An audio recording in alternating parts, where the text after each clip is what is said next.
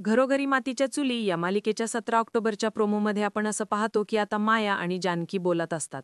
माया जानकीला म्हणते की मास्कमॅन भलताच कोणीतरी आहे आणि अजूनही जिवंत आहे आणि तो मास्कमॅन तुमच्या आईला त्रास देण्यासाठी नाही, तर हे सगळं तुम्हाला त्रास देण्यासाठी करत होता.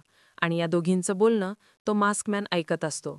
दुसरीकडे ऐश्वर्या कुठेतरी चाललेली असते आणि तिला एक गाडी पाठीमागून ओव्हरटेक करून तिच्या गाडीला पुढे आडवी जाते. ऐश्वर्या गाडीतून खाली उतरते आणि म्हणते, बघून चालवता येत नाही का रे गाडी तुला? काय मूर्खपणा आहे हा, असं ऐश्वर्या म्हणते.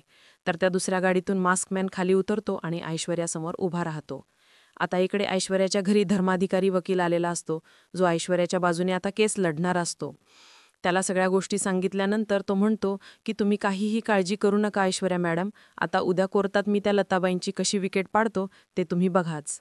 आणि इथेच हा प्रोमो संपलेला आहे. भेटूया पुढील भागात. तोपर्यंत नमस्कार.